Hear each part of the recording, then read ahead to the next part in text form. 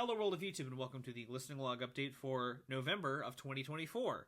I have 13 albums that I've spun over the last month that we're going to be talking about in this video, with time codes listed in the description for each individual review. If you'd like to jump around in the video to see different opinions, there were 3 others that I was going to cover in this video that I'm deciding to just save for the year-end wrap-up, even if I do already have some glowing praise to throw their way. I just want to stew with them for a little longer. I didn't give them the same mileage I gave these 13 albums over the last month, and I do cover a smattering of things, some requests that some people wanted me to talk about, some stuff from October that I knew was going to bleed into November, along with some stuff in November that I was also genuinely hyped for, and of course, Kendrick Lamar's new album. But I've already talked about that on the internet a lot, so you might already know my opinion on that. I also didn't film an intro and an outro. That's why I'm doing the webcam. The rest was filmed on the camera, but I was importing the rest of my footage before I realized, oh shit, I don't have an intro or an outro.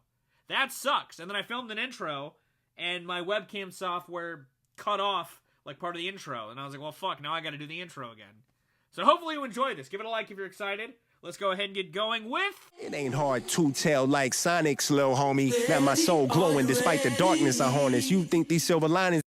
It's 3 a.m. and I'm going to talk about Soul Burger again, because my footage was lost somewhere, but I shared my thoughts, and I mean, I'll still keep parts of this in my rotation, because even in my original review, parts of this have already made their way into playlists on my rotation, because I think that Ab-Soul, when wanting to get flashy with it, can do some great things. And I think on this newest mixtape, Soul Burger, he shows his love of hip-hop in some really fun ways. Whether it be throughout the interpolations on tracks like 9 Mile, which is easily one of my favorite songs on the tape, or Bucko Jr., or even fucking Saudi Sweats, and getting like personal with it, like on the closer Righteous Man, which flips how much $1 costs. Like, there's some cool ideas on this project, on top of some solid collaborations by and large. I think it's got that kind of trademark soul quirkiness in some regards too, that, you know, for better or worse, still lends to a really rounded out project, you know? I really enjoy the intensity he starts off with 9 Mile, and I think it helps lend into the sort of braggadocious or even just like fun, playful tracks of Payday and all that. You know, those 2 tracks in particular have a really fun moment in sequencing. You know, it ends in Kel Mitchell talking about Soul Burger before having a Keenan and Kel bar on the hook of all that. I also think he does some really fun stuff on Don Julio 70 pretty solidly. And while I think Fresh is a solid collaboration on there, there are some other collaborations that I think really fucking shine, like California Dreamin'. When it comes to introspective songs, it's been a really introspective year for Vince, and I think that the 2 of them do some great shit on there. I also think that Lupe on Peace is great. I would honestly love to see those 2 in particular work more together when talking about 2 rappers who have a very obtuse way to bring a concept together.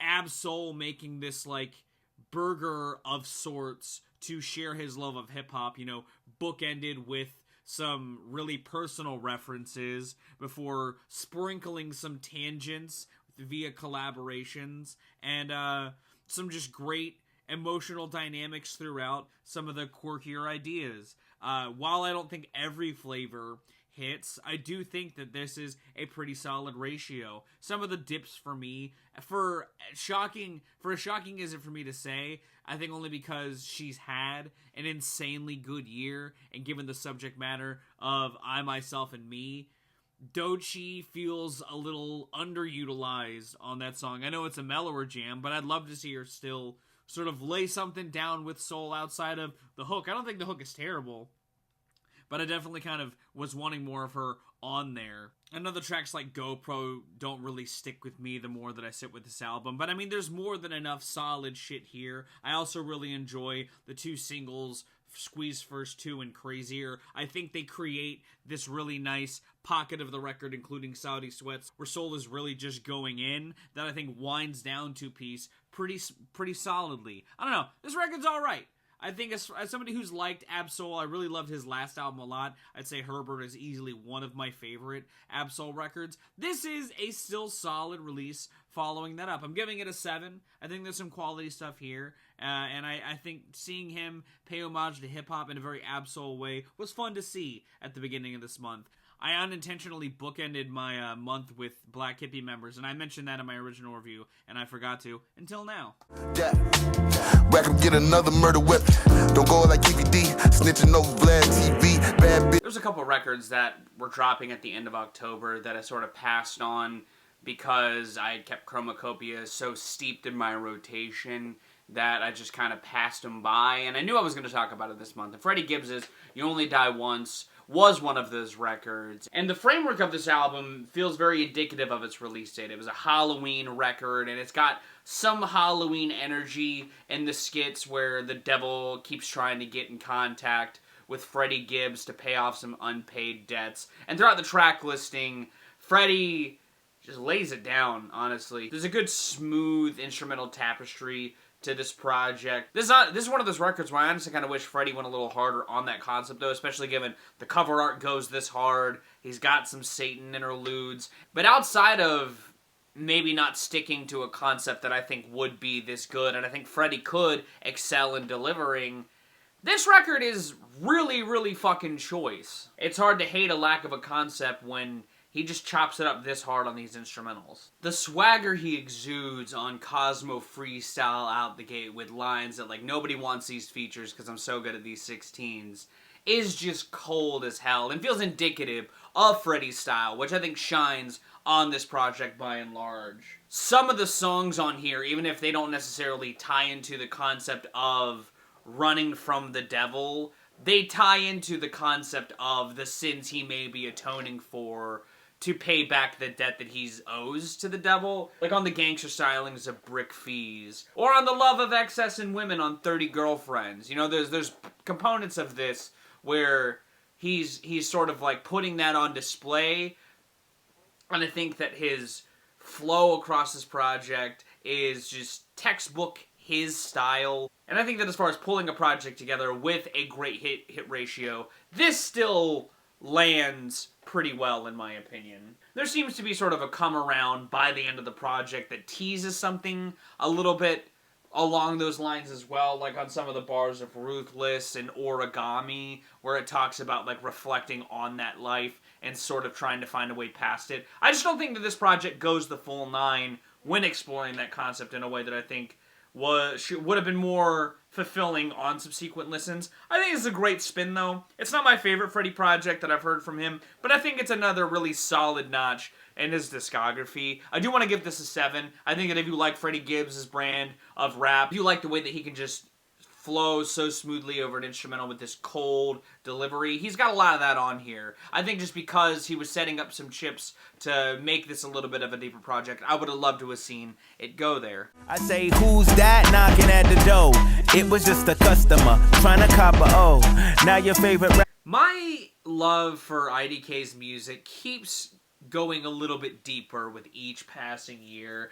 Even if I think his last project, F65, is one that has actually grown less on me the more that I've sat with it, I still loved it enough to hop on one of his instrumentals for my most recent mixtape. And I think that on his most recent project, Bravado Intimo, he's doing a better job at unifying his concept and making a through line throughout the project. Not to say that I think that the concept on F65 is lost, and I think honestly that record, even if I don't spin it in full as the years have gone on, I think as a full project still has the time put into it that I think had he put onto a record like this, it could have gone even harder, because the sonic backdrop of this project feels like it's building off of F65's elegance, but trying to slim down some of the broader concepts into these 2 lanes that I think he taps into very well to highlight the elegance that was stemming off of the ends of F65. And on top of having another record that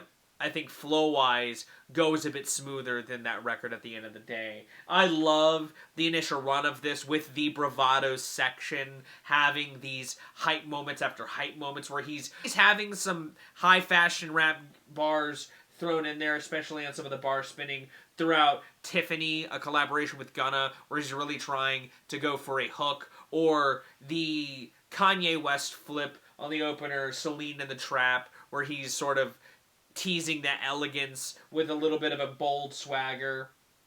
I think that Denim also flips that low-key elegance into a great collaboration with Joey Badass. And the I side does get intimate, especially when it comes out the gate on Paper Cuts, which following Check, I think, creates this great transition into the back half of the record. You know, especially considering on Check, he's talking about his relationship with women more so on the forefront of the first verse, and the whole intimate section really goes a little bit deeper on parts of that. I honestly wish some moments on the record, like the sort of like chopped up vocals to tell a story, almost like the one sequence in Shaun of the Dead where Shaun and Ed are flipping through the channels to tell a story, would have cropped up more, because I think they helped lead into Switch and kick off the record Hello and send it off on Goodbye pretty interestingly. I think it does a good job at like adding to the soundscape. You know, this record's all about sort of elegant beat flips and sample choices, and I think leaning heavier on that to tell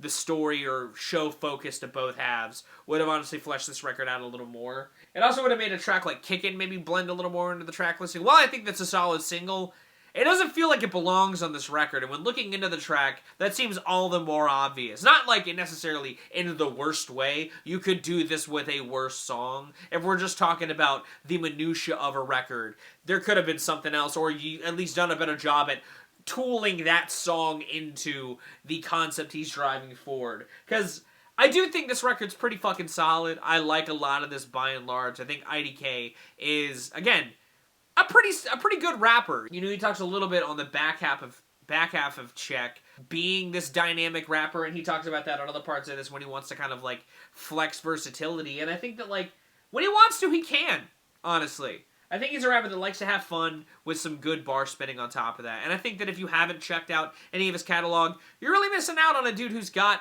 a decent talent at both creating melodic hooks and solid bars on top of that. I'm giving this a 7 out of 10. I think he's a really solid-ass rapper that makes solid-ass records. Got no finesse. One album that I knew I was going to get to during the November listening along update, because it came during that end of October when I was just spinning Chromacopia front to back ad nauseum, was the new Pixies album, The Night the Zombies Came. The first album with their new bassist, Emma Richardson, and sort of, I think, fits in a similar sonic realm to an album that I liked more than their previous one, Doggerel. The very underrated Beneath the Eerie. I think that it's got some sort of themes and sort of taps into like a spooky adjacent vibe. It feels like the band trying to find their center once again, and I think where they land is decent enough. You know, I had said during this era they were on a steady path to being as good as they used to be, and while I think Doggerel was a bit of a stumble, I do think that they sort of picked themselves back up to something a little more consistent with this. I will say my biggest issue with it isn't necessarily the songs. I think a lot of the songs on here are pretty damn solid. It's more the sequencing on this project. You know, it's got this nice propulsion out of the gate, but it comes just slightly later than I feel like it should. You know, there's an immediacy to You're So Impatient that I feel like would lead the record off well. Not to, you know, diss Primrose, I don't think it shouldn't be here. I think it's a decent enough song, but it doesn't feel like a good starter point. And equally so, I don't think the album's closer with the Vegas Suite is as good of a climax. I think it just kind of feels like a stopping point. And it's not even really my favorite song on the record, so that might also contribute to that personal opinion. Again, especially following the really solid Ernest Evans into this more pulled back Kings of the Prairie, I think that was more of a moment where the finality felt more secure. The Vegas Suite just kind of shambled in to be this sort of like whatever moment to close out the project. By and large, I think some of the best components on here are the guitars. I think that some of the riff work by Joey Santiago on this is really fucking choice. I think that one of the components that lends to that, you know, immediate feeling on You're So Impatient is the guitar line, and I think it sounds really nice in its pocket. I also think the leads on, like, Johnny Goodman and Motorola are pretty damn good. While Emma Richardson doesn't do any soul vocal work on here, I think she does a good job at sitting under Black Francis's voice. They have some good hook and harmony work, like on Motorola or on the title track Jane, The Night the Zombies Came. She also has some pretty nice bass lines that crop up throughout the project. Like on Kings of the Prairie, I think that the bass line on there is pretty fun. And again, she has a nice harmony under the end of the chorus of that song. All in all, even if there are other songs in the track listing that I wouldn't say are like terrible songs, but they're not my favorite Pixies songs, like Chicken or Hypnotized. I think that by and large, this is still a pretty solid album that I think, similarly to some choice moments from Beneath the Eyrie, I'll sort of work into my Pixies rotation whenever I'm spinning their stuff. I'm giving this a 6. It's very solid. I mean, I've heard the band do worse, but I mean, I've also heard the band do better. I don't remember feeling at all. Yeah, I know, there's no question I won't. To see The Cure were dropping an album this year filled me with a deep joy that is really indescribable, because The Cure have more great albums than people even really acknowledge. Their whole early career, I think, is just a consistent string of great releases. I know I've never really talked about The Cure much outside of talking about Pornography on the 1982's best album list, but I really love a lot of their catalog. I wish I had some to have in the background, but I shockingly don't. Either way, I was incredibly excited to see what a late career Cure album would culminate to. I'll admit, I haven't even really given much love or spinning of any other stuff past the 90s, for as sparse as their catalog became when they decided to stop doing music. I just sort of gradually fell off diving deeper into their discography. Maybe I will someday. But this new album, Songs of a Lost World, has some of the thematics seen in like a late career release from a band. And when you're a band like The Cure, whose lyrics are already steeped in the dramatic and melancholic, you could kind of piece together a semblance of what the mood of this could be. But I was still so happy to hear that gravitas and that, sadness really get turned into a grounded, very bleak still, but poignant record for a band like this to make. There's a sense of finality to some of the threads in the lyrics on here. Whether it's the reflections on memory as something comes to an end, like, and nothing is forever, or some of that, again, just trademark Robert Smith's sadness coming out on I Can Never Say Goodbye. I really love to see a band who's at this point in their career execute that to the consistency that they do on those tracks, but how they also use that mood to be in the now and speak on the sort of bleak feeling the world's kind of just lingering in, honestly. I like how even if the group does toy with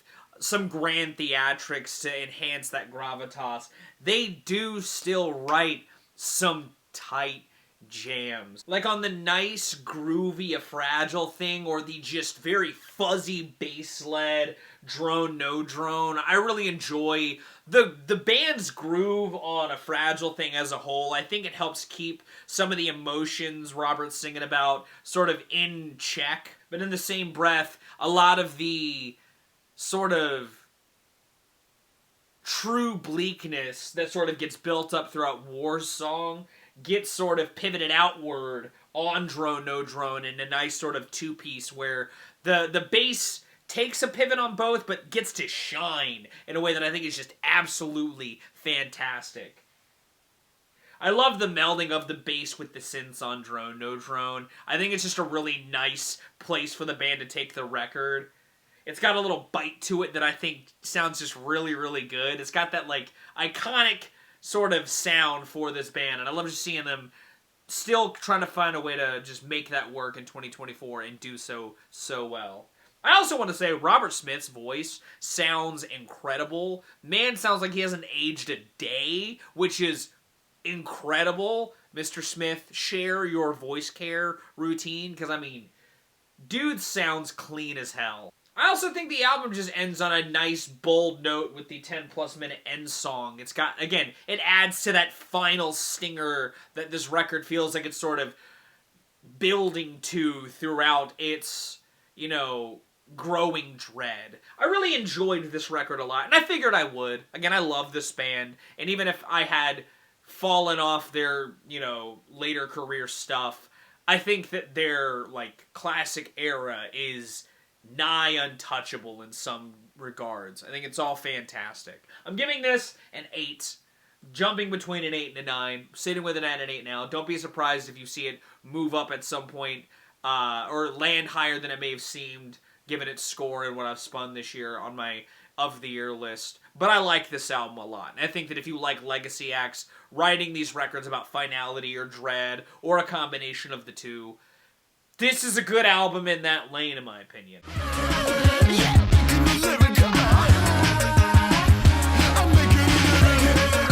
I'm glad Sugar Pit's brand of very, at least initially, like, just postmodern style, but, like, on this full-length Shh, Don't Jinx It, you see his influences kind of come more to the fray in some choice ways, is getting the chance to get, like, some signage, some exposure, because this kid's got some chops. You guys could probably have guessed, I'm a sucker for some postmodern vibes, especially given how much I've gassed up bands like Cheek Face.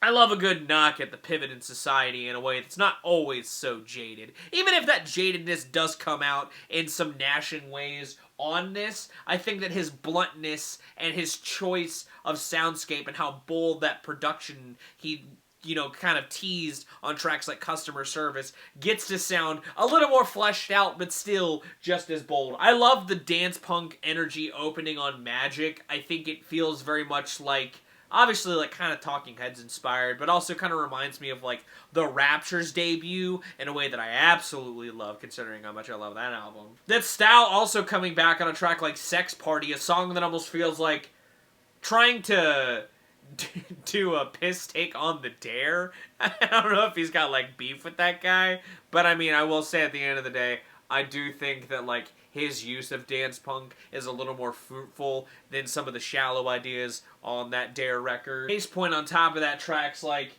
Making a Living in Simulation, which both sort of lyrically add to the overarching dread that coats the lyric sheet of this, and ultimately is something that I also really enjoy about this project. I like his piss takes on, like, the overconsumption age that we have been living in. We are all taking in a lot of stuff. It's good to have somebody out there who wants to like, speak on that and sort of poke at that in a way that isn't wholly terrible from a lyrical perspective, or at least comes at it with some musical tactfulness that I think comes together wholly pretty well. You know, there's something I really liked about the MGMT comeback record, and I think Little Dark Age, and I think that, like, while not tapping into the same sonic identity of that record, when it speaks on stuff, it does so with the same kind of, like, tongue-in-cheekness that I liked from that album. And I think he takes it even farther in ways that I think push it in a direction that also fits, like, Making Friends with the Cops.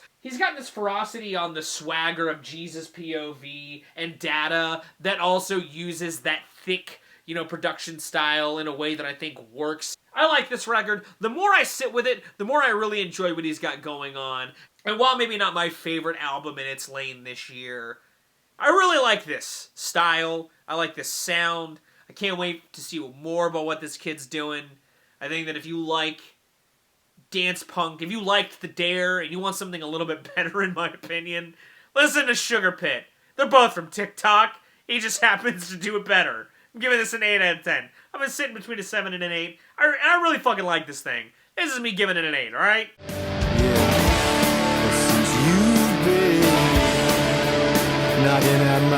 An album I knew I was going to get to this month as well, especially even though it was kind of a surprise when it was announced. It was a surprise from a group that may not be prolific, but I got into in the middle of their career and was excited to see what they had to say next, even if they were also saying that it was going to be the last thing they did together.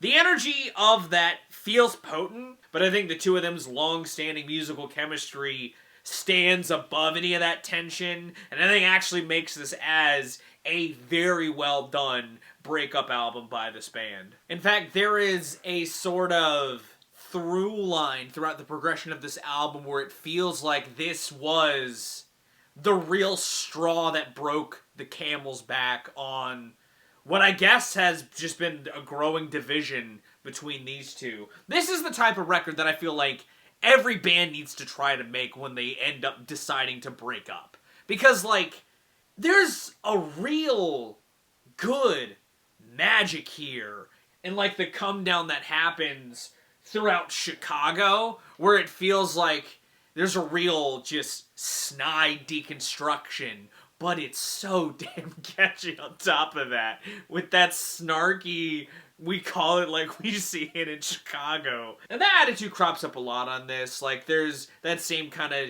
you know, attitude on D&T. I mean, there's a song on this album called A Gaslight Anthem, and it has the kind of behavior you would expect on an aptly named song with that title. I mean, to have a phrase like asking if you're even friends at all, like, there's a real, like, grounded, again, what seems like steeped feelings coming out on this record that I can't get enough of. As a person who has always been an advocate for, like, music as therapy, this is a great version of that. Even if it goes a bit hard, these guys have known each other for a hot minute at this point. And if you're making a record to illustrate that for a band who made something as life-giving as Celebration Rock, I would expect nothing less with where this record goes,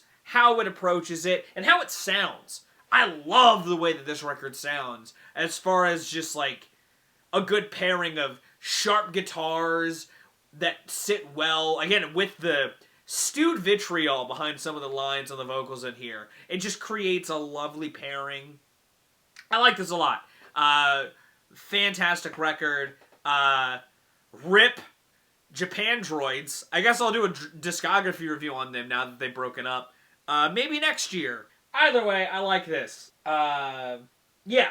Tight 10 songs. Fantastic listen. It's a 9. It's a 9. This record is incredible. Nobody cared to listen, they suffer from their decisions. Never hit that 7-Eleven on Ben and Roll while wearing... Even if I didn't like his sophomore outing from A Bird's Eye View from a couple years ago nearly as much as his solo debut, The Lost Boy, I didn't want to count Cordae out, because I think he's a relatively solid rapper who works well with a good feature normally, and considering Anderson .Paak especially crops up on this a couple of times, I was a little more excited for this project. It was also cool to see him work with Lil Wayne again, and I don't know, I had a little more hopes that this would be a bit solid, and I think this is a step in the right direction for Cordae. You know, while it ultimately, by the end of the month, dropped at an unfortunate time,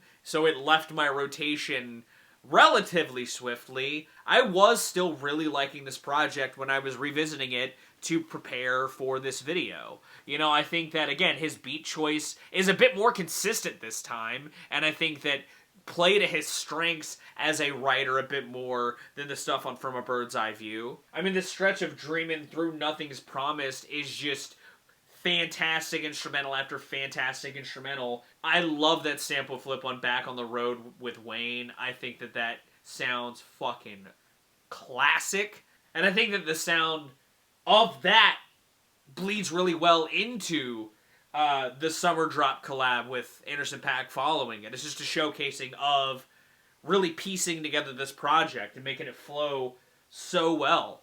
I love the way he rides the beat on All Alone, and I think his storytelling on that just fits the mood of the track well. I will say, outside of the Wayne and Paak collaborations that are on here, Cordae is smart with how he uses the features he's got on here. You know, while it would have been interesting to see Juicy J do like a verse, given the hype energy on Never See It, I'm kind of glad that Kanye was just kind of relegated to the hook on No Bad News. Because considering it feels like for a while, especially this year, it was nothing but bad news for Kanye.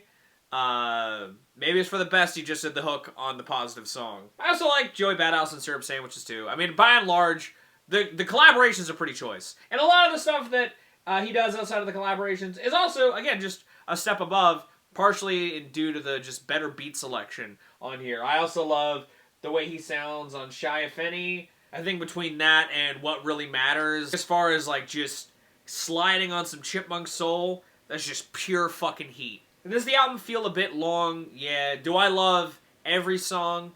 Not all across the board, but by and large, this is a solid-ass album. I think if you like Cordae and you haven't spun this, give it a spin. Give the guy some love. He's got some solid shit here. I'm giving this a 7 out of 10.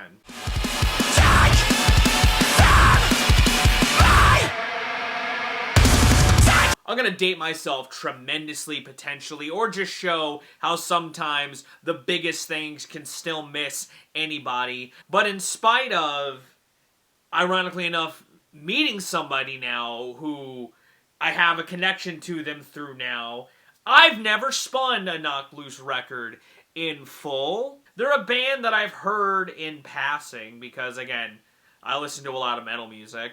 But they're not a band who I've given the time of day to any of their full-length releases. And I had seen You Won't Go before you're supposed to, catching some buzz on the internet. Hell, they got big enough through this to like get like some TV play, which is insane. And I was like, you know what? Shit, I really should, honestly, give a record of theirs a spin. This is a fantastic release. And I hate that it's taken me this long to really give a shot at this group because I fucking love what they got going on. This shit's heavy as hell. It's very abrasive in a way that, like, I feel like I could so easily be turned off on, considering there are parts within, like, the deathcore and what parts of, like, metalcore where, like, I don't fuck with the sound. But I think that this group really captures a good balance of those worlds and creates this just intense-ass experience while incredibly short in hindsight. The shit sits at just under 30 minutes. The band uses that time to really engage with the listener and play with their types of intensity. You know, they'll smack you over the head with some real visceral propulsion, like on Blinding Faith, or on one of the collaborations, Slaughterhouse 2 with Chris Motionless, and Moss Covers All, which is one of my personal favorites. I love how they take that very, you know, intense beginning and wind it down into this just like sinister bass-led track that really just gets meaty and raw. You know, I love the production on this thing. I really love their vocalist too. I've seen memes on the internet of the vocalist. That's part of the reason why I had heard some of their stuff in the past, because I was like, there's no fucking way. But I never really had a problem with it. I think that dude is fucking intense as hell and adds a good sort of juxtaposition to the beefy guitars and the pummeling drums. His voice gets to sit amongst that in a world all its own, and they layer that with some deepness that really creates this sinisterness throughout parts of this that I absolutely enjoy. It also creates for a different type of unity across some of those collaborations. I really love how Poppy sounds on Suffocate. I know I've been kind of indifferent on Poppy in the past, and I haven't spun her last couple of releases just because of not real interest, but I think that she does work with artists incredibly well, and I think that her collaboration on here is pretty fucking choice. It acts as a nice beefier step up following the insanely tight intro Thirst that goes well into Piece by Piece. A good showcasing of how great the sequencing on this record is, by and large. I think the band jumps from these tracks just effortlessly. You know, they all weave together in this nice, just cohesive, intense package that I really can't get enough of. Should have spun it earlier in the year. Should have really given this band more love in the past, personally, because this shit rips. I'm torn on where I really sit with it on rating-wise. It's one of those records that I really fucking love, but leaves me wanting more in a way that, like, I mean, I guess they have a whole discography, but, like, this particular record, the experience that it has, you know, the way that it grips the listener, just really captivated me and left me wanting just infinitely more. Love this thing, though. Easily one of my personal favorite metal records I've spun all year. Like, I kind of want to give this a 9. It rips so hard. Absolutely love it. Chef's kiss. Will be diving more into this band in the ensuing months.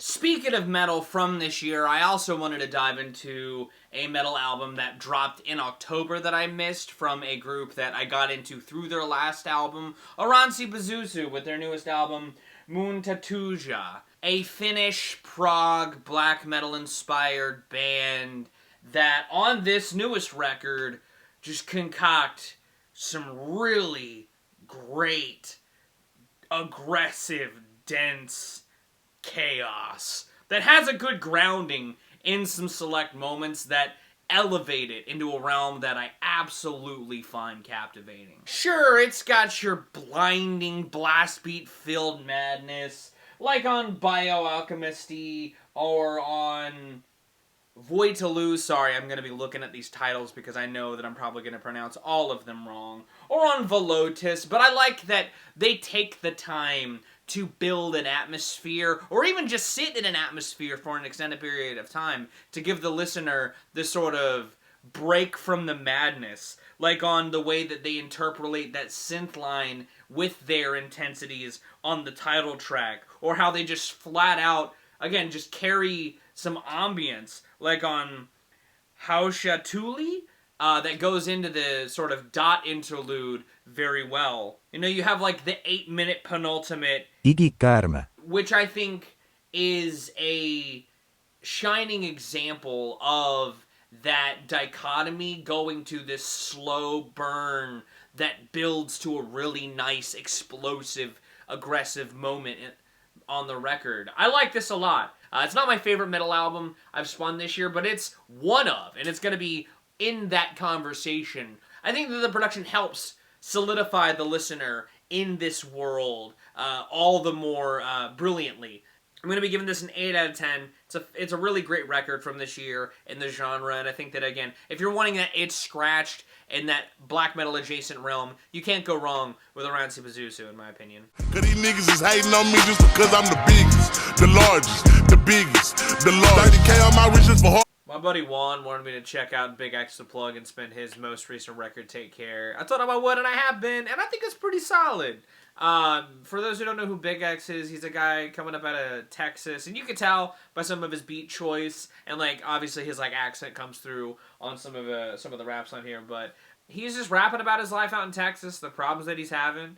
You know, he talks about feeling switched up on while trying to stay true to himself, and that shines on a lot of the lyrics on here. Getting frustrated by people switching on him now that he is catching some buzz, and generally just an insight into his POV on his come up. And I think it's a pretty solid culmination of that. You know, I think that like beats on tracks like Lost the Love and Leave Me Alone, and even Law and Order with its like guitar lead and sound that tries to evoke like the Law and Order theme. Speaking of sample flips, I think that like Miami Flip,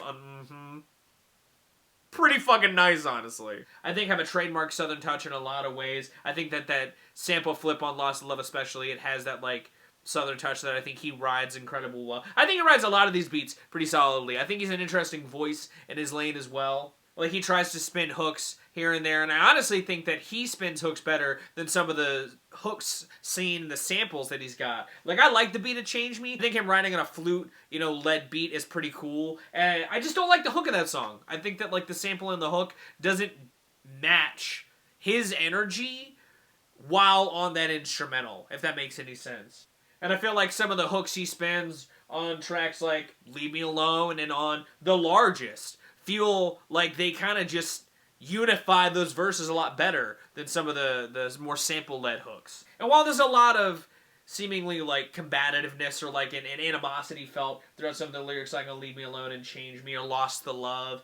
He also just kind of boasts himself up, and he has some good braggadocious tracks, or like tracks just to get hyped, like "Back on My Bullshit," or on again "The Largest," which I think "The Largest" might be my favorite song on the album. I think it's a straightforward introduction sort of jam. You know, he's a big dude, and he, you know, sort of uses that into a nice spin on that song to like also spin towards his come up in a nice sort of way, you know? He has some pretty good storytelling as well on tracks like "Therapy Session" and "2 AM," which get introspective and again just sort of paint his world in a pretty nice way. I like this project by and large. I think that if you like Southern hip hop and you want a nice rapper out of the South who's got some good stuff going on, I'd recommend this record. It's got some bangers. While I don't necessarily love every track here, I think that it's got a better hit ratio than doesn't. I'd give this like a 7 out of 10. It's solid as fuck. Pouring in, you laid on the floor again. One knock at the door and then we both know how the story ends. You can't win if your white flag's out. I was originally going to talk a little bit about Linkin Park potentially having a new singer when it was just sort of in the rumor mill. Back when I was recording F-Zero, GP Legend, over the summer, I sort of talked a little bit about it, sort of reminding me a little bit of when Alice in Chains tried to come back, and I would argue, I think, honestly made a really solid comeback, like, during their Duval era. I think they have some jams, you know, and they aren't the only two bands that have done that, and it was sort of like, those two subjects sort of grew into a greater conversation, and what I ultimately cut, because I was just sucking ass at playing the game. But I was kind of glad I did, following the reveal of Emily Armstrong as the new singer for Linkin Park and all the discourse that got sort of brought out because of her past and all that sort of stuff. And all that stuff, I think it's like, I understand that perspective. It made me kind of cautious to hear what Linkin Park was doing, especially given the other drama that was seemingly like not really paid attention to in the conversation. It just felt like a really messy reunion. And when you're a band who was, you know, got as loyal of a fan base as Linkin Park, I feel like that initial comeback really had to come strong. And while I think that there are some songs on here that don't necessarily sound horrible, especially like leading up to the record, while I thought The Emptiness Machine was like a version of Linkin Park I didn't really fuck with, because I didn't care about the songs to some degree that sound like The Emptiness Machine from the band's catalog. I don't think it's a strong comeback single as a whole. I did think Heavy as the Crown, it was a bit better, and I think that the songs that sound like that on the album sound better than the non-heavy ones, which hasn't always been the case for Linkin Park. I still think records like 1,000 Suns are very solid, in spite of there not being a real focus on the aggression scene in their earlier career, and some of their softer moments are among some of my favorites in their career. But even in that same breath, I don't think the heavy songs on here sound all that great. They kind of sound like they have the same polishing scene as on a record like The Hunting Party, especially seen on riffage of a track like Casualty. The drums on that song sound flat in all the wrong ways. The same can be said for a track like Cut the Bridge, a little more of a softer leaning cut, or a little more of a melodic driven song. The drums are flat as fuck on there, and for a band that's supposed to combine both metal and hip hop, two very percussive forward genres, that shit shouldn't sound like this. On top of that, the guitars sound incredibly stiff. A lot of the instrumentation on here has this very, like, carbon copy feel in a way that just leaves a bitter taste in my mouth when spinning this. It's got a lot of the same sort of, like, isolated feeling archetypes that the band had spun in the lyrics in the past. There's a lot of feeling like an outsider, which, you know, feels more understandable, especially considering a lot of that initial divisiveness. There are people that like this album, and hey, I'm glad you do. I'm just not one of them. I'm very much on the side of the conversation that just finds this to be the worst kind of messy, yet still bland reunion I think sonically, Emily has the same tonality that fits where Chester was, and I think that her heavy stuff, again, sounds better than some of her clean stuff, but she has some hooks on here that I could see catching an ear and really resonating with somebody. You know, I saw people on the internet talking about how The Emptiness Machine was a solid single because, especially for a comeback single, because it has this, like, mic intro into Emily moment, but I think that, honestly, Good Things Go would have been the better initial lead-off because it has both the soft and melody. It's got this big anthemic sound, sure, that may feel a bit detractory or sort of like a reflection on them trying to, like, still reinvent their sounds that they left us with. A record that was very poorly received upon release, myself included in that camp.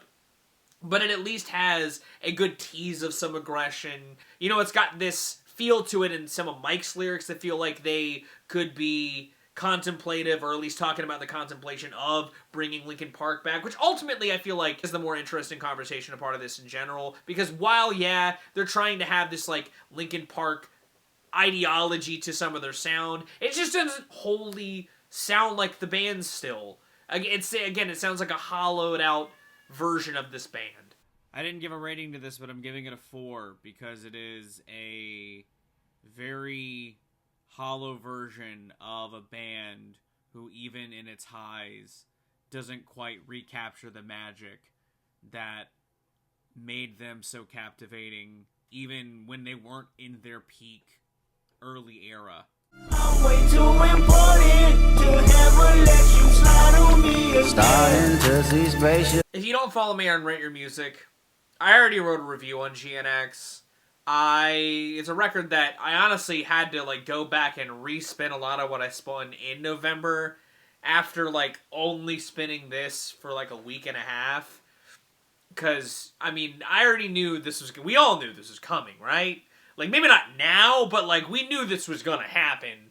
The Kendrick album post, you know, the summer of Kendrick Lamar was gonna happen. But he decided to do, like, a quick, flashy drop. You know, he took Tyler's idea of giving people a weekend and giving people 5 minutes. It was immediately all I spun.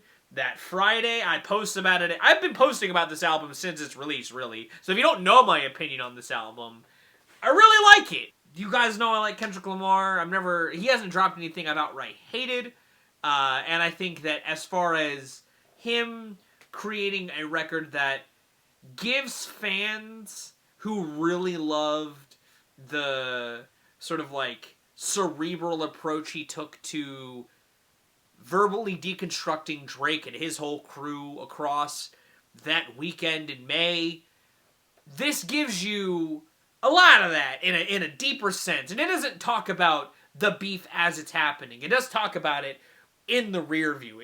Kendrick is taking his sights farther than just Drake on this project in a way that I think is great. It has so many love letters to Western hip-hop in a way that reminds me of, like, Big Crit's love letters to the South on a record like Forever Is a Mighty Long Time. I think Squabble Up in name and in sound evokes E40 in so many ways, but Kendrick doesn't do anything with that in that vein. He instead has this fun sparring match on that beat, flipping Reincarnated, a theme that seems to stem throughout the project as a whole, into being reinvigorated through music. You know, the track itself, not only just having this very West Coast sound, has this synth style that also just evokes retro in a way that I absolutely love. That sample flip is 80s as fuck in the best way, and that, you know, again, just further weaves well with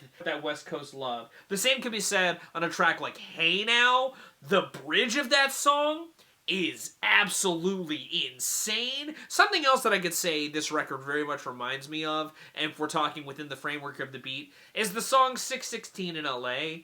That song I've talked about, and other parts of the internet have talked about, how it feels like the contemplative warning the morning before.